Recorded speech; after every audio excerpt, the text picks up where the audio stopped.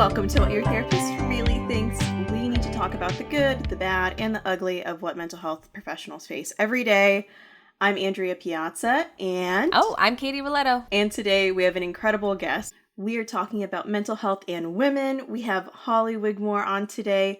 Holly is a professional counselor in the state of Oregon and California. She is also a level 1 IFS therapist and is an IFS-certified candidate, which is an incredible accomplishment for anybody who doesn't know. IFS is very hard. It's very hard even to get into the training, so the fact that she is on this path is really, really cool. Welcome, Holly. What a nice compliment to be welcome to. That's so nice. We're so excited to talk about this subject. I think it's important as we talk about this that gender is one dimension of identity. I think that how much you identify the importance of being a woman or not being a woman is culturally dependent and depends individual to individual. I think it's really important to talk about when we talk about women, and that there does become another level to this of gender identification is obviously a huge spectrum. So to talk about this generally isn't going to be a full conversation. There's definitely layers to it. I think most often when we're saying women in mental health, we are referring to people who were socialized as women, almost regardless of if they transitioned to a different gender, whether that be male or somewhere in the middle or some sort of fluidity. But I think those biases are present when there's femininity at play at all. I think even men who are gay are, first of all, more likely to go to therapy, but are also more likely to be pathologized because there's an association of them with femininity that's not fair, that's not earned, but is being placed upon them. And it definitely shows up in the counseling space. I think it shows up in who can access care, the sort of diagnoses that your provider is going to think of first when they're working with you or when you walk in that room. For you, Holly, could you tell us a little bit about your population focuses? Like, who do you spend the most time talking to? Yeah. Or do you feel the most time specialized with? So I specialize in queer and trans care, and so it's really top of mind for me. Yeah, makes sense. And I also, predominantly, the people I see are women. Predominantly, I am sought out by women, queer folks, trans folks for my identity as a woman. And so, yeah, those are the main populations I work with. And Andy, some of what you were saying is interesting to me. What you're making me think about the entanglement that a person has or doesn't have with their respective culture and with the way that respective culture sees gender. And like, does that match? Because for me, I am a cis woman. I had pressures on me, certainly growing up around being a woman. I'm a lady wearing eyeliner, right? I've got some dangly earrings on. Like the feminine presentation for me is something that I am comfortable with and is congruent with my experience. It's just such a wide spectrum for women. Yeah, absolutely. And it's hard to have this conversation without bringing in like our fancy word of the day, intersectionality. So like, we're never just a woman. We're never just a person who's in their 30s or has a specific cultural background, Hispanic, right? We're always a Hispanic woman in our 30s or an American Italian woman in her 30s who's cisgender and, sexuality tends towards men, right? And those are all different layers that, because we're all pattern recognition machines, for better or for worse, get placed on us and we place on others in order to like figure out our judgment if we feel safe quick enough. But it certainly shows up in the counseling space. One thing I see a lot as somebody who's working as our intake specialist for Drea Vita is people most often do have a gender preference for a provider. I would say I see femme presenting or they want a female or woman provider the most often. And then other times they come in and they want a male provider. We do have providers who specialize in queer care, trans care, me being one of them. And they typically are coming in wanting a female provider or provider with a queer identity, not necessarily trans or anything beyond cis, but it is one of the key things I think people look for in terms of finding somebody they're going to feel safe with and who they think is going to understand and be able to help them. And it makes sense, right? If you're a trans person and you don't want to see someone who's stuck in that narrative, it's like, I want some sort of defining characteristic that tells me you have the lived experience of having to consider your gender and how you're treated in the world and how you're seen. That was going to be my question that I feel like you just answered, Holly, is the why of it all. You know, I find it interesting that the queer community is interested in women and actually okay with like a cis women therapist or counselor. And it is because of that, having to justify your identity in a world that is not made for us.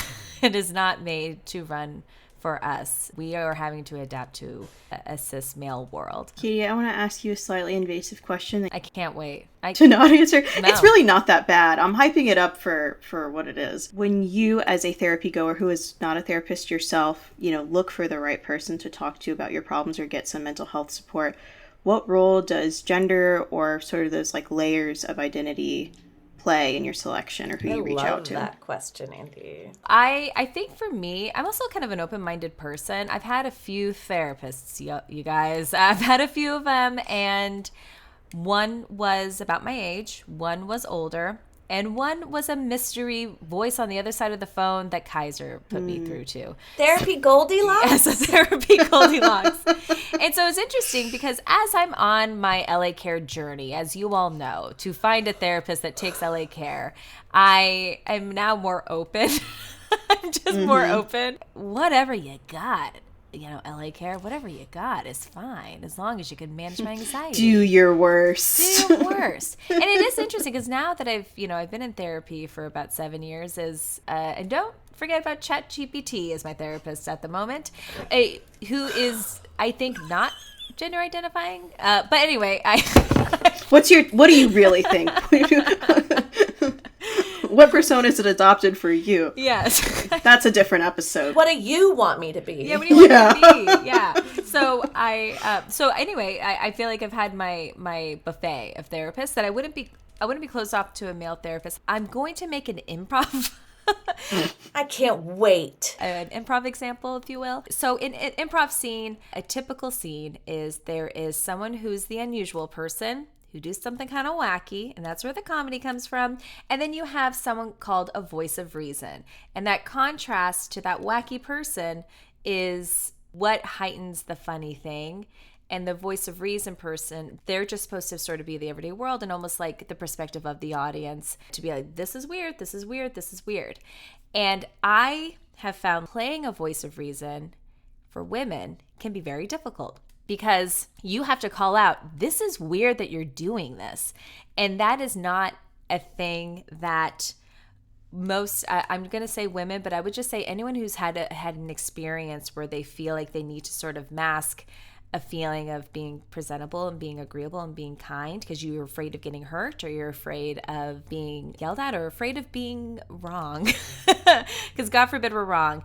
And I had a female improv coach say, what you have to do is go into your mind and say, what do you really want to say? Like, what would you actually want to say in this moment? And you have to really do a little bit more work to get past that mask. I've been telling my male improvising coaches this thing, and they just don't clock it. So that makes me think there are just some experiences I just don't think men can understand all the time. I know a lot of men work really hard to understand it, and I think there's a lot of wonderful men out there that are really trying, but I just don't know if you can in a setting where there is that I need you to emotionally deeply understand what I'm saying.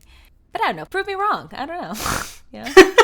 I think it goes both ways too. I work with a lot of male patients, the whole spectrum, trans men, male presenting, certainly queer patients as well, but with a lot of men.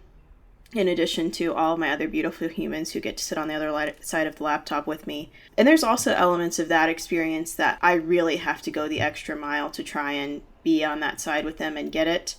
Or, you know, you just can't. Like, the pressures men are under are unbelievable and so toxic and scary. I think what you're saying is true. I think it's true on the other side. I think we all have our limitations, but I think in the effort to do our best and continuing to learn, that's the most we can ask for. What this conversation is bringing up is like, when people are looking for a therapist, God, is it a daunting process. Some people just are holding on to like one thread, right? Where it's like, are you gonna get my experience? Mm-hmm. And Katie, this is a really good example of like this very unofficial experiment you're doing of like polling improv coaches of like, there's a way that a female improviser understands what you're talking about, where your male improviser is like, I don't know if that really makes sense to me.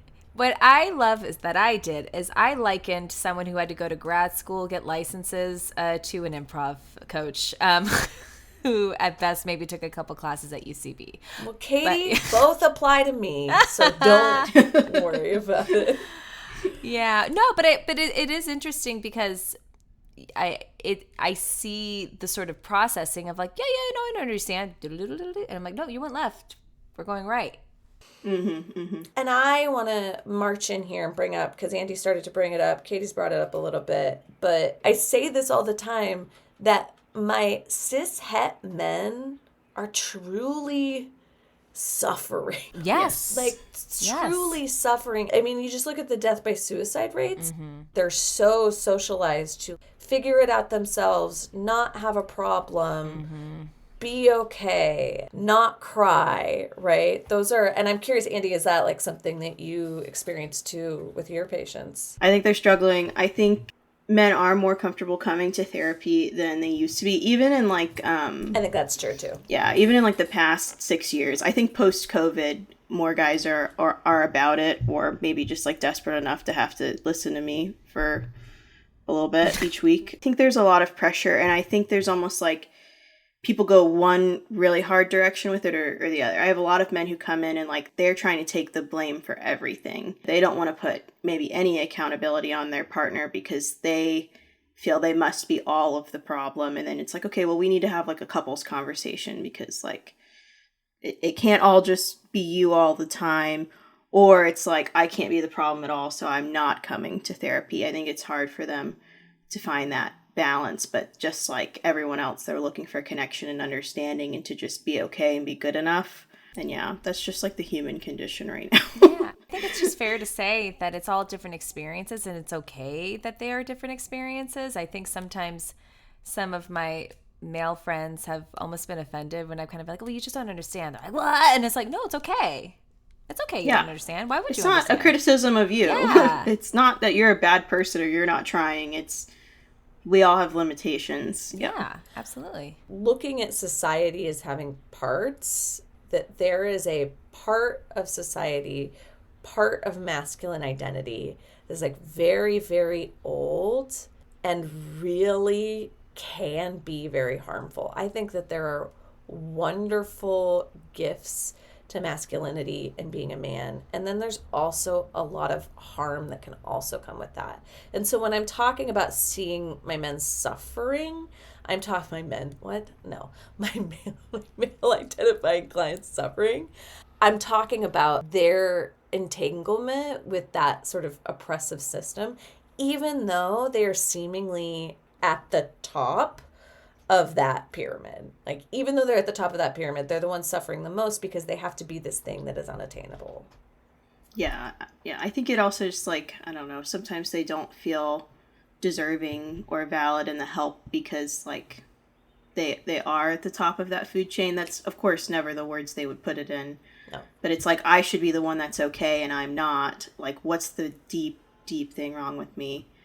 You guys, I just had a realization. Are men the millennials of our society? Because I feel like millennials, like we were told it's that we had all these promises in the world and the world was our oyster and we were going to have our own house and we were going to have all these things and we didn't, and I think that, stick with me.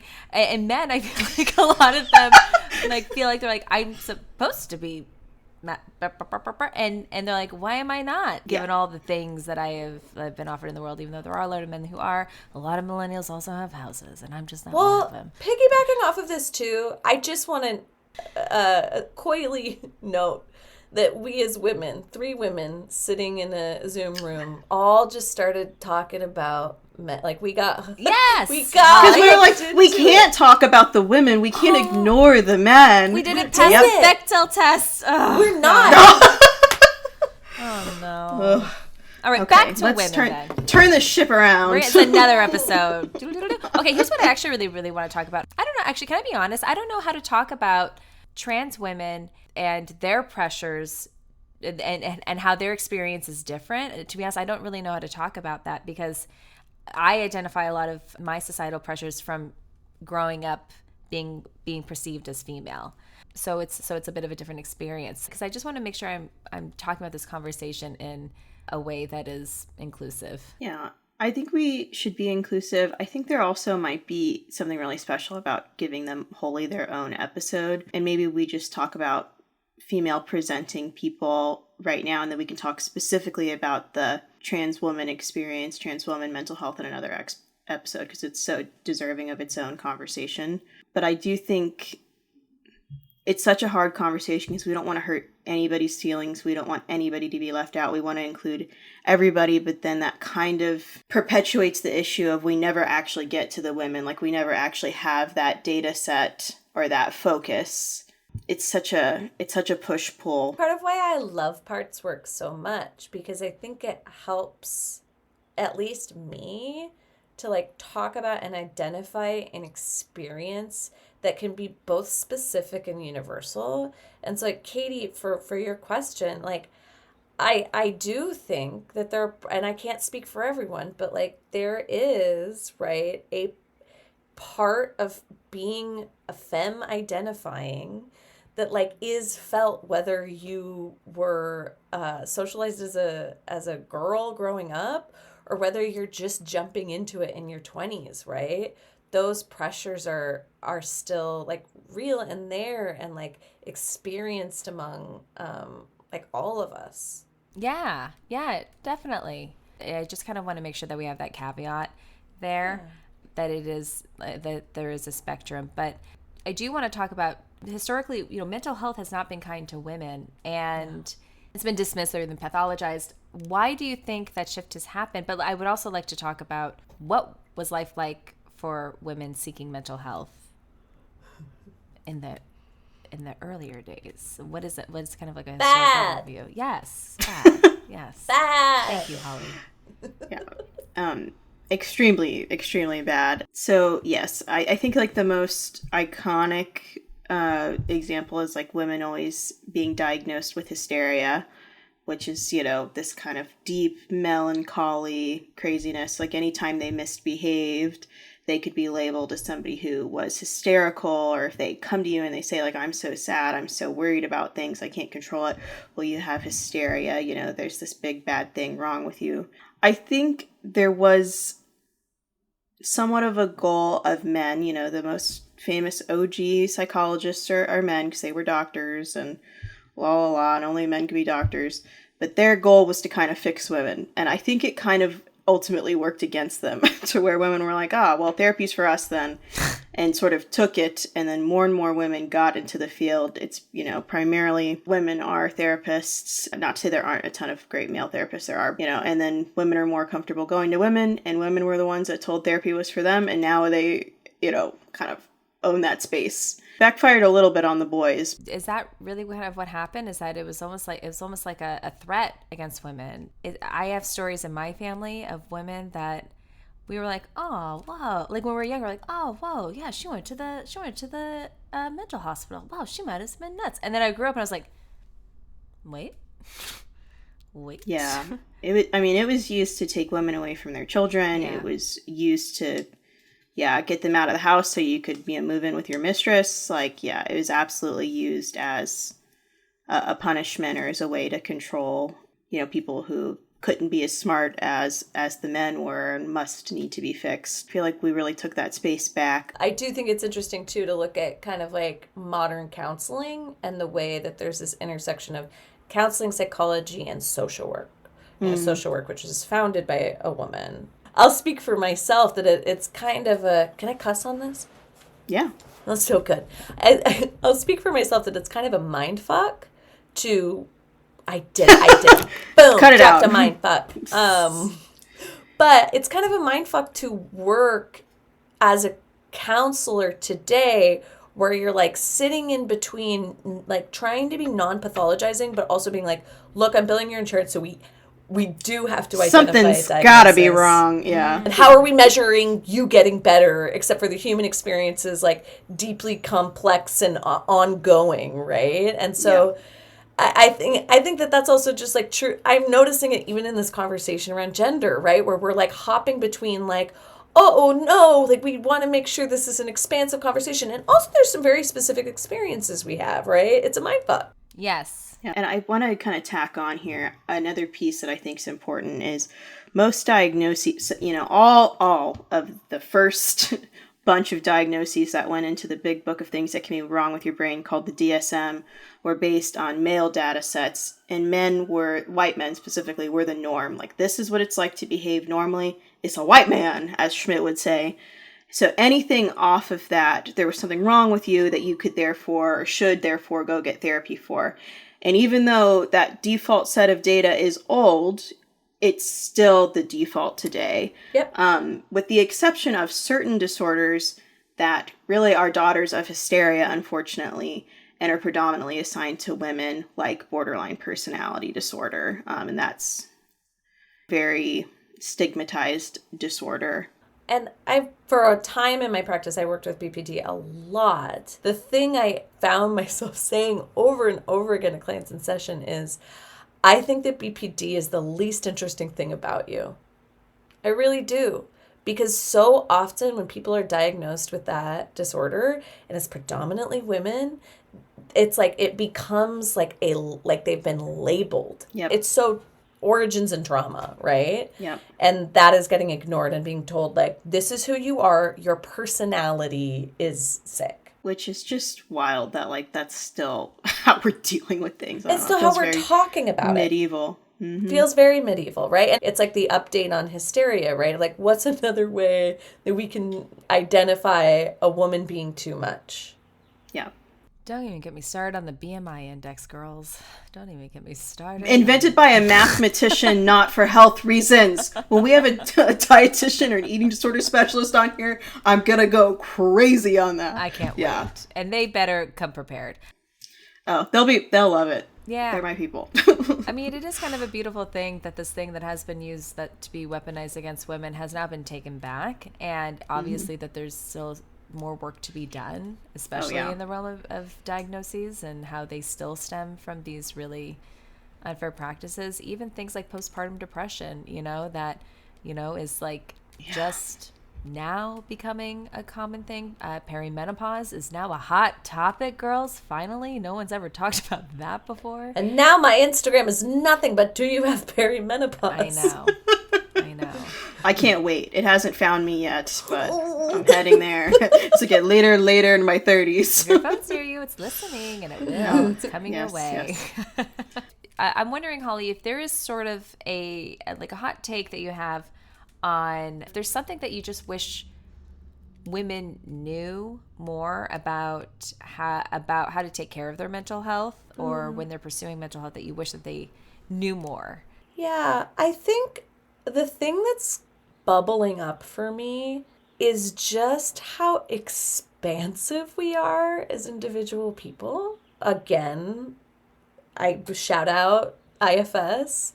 Parts allow us to see that a person is multidimensional, right? And I think that women are also multidimensional. If you were to ask me, like, what I think would help your mental health and your relationships, it's allowing yourself to be multifaceted and allowing other people to be multifaceted as well.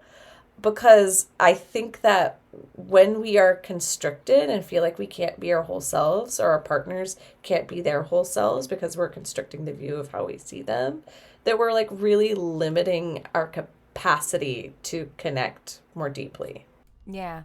And I think that goes really well into the conversation of gender being a spectrum as well, that it is a conversation that we are individuals and we are complex individuals. I would love for you really quick, Holly, too, to talk a little bit about, if people haven't heard of, when you say parts, if you could kind of talk about that a little bit.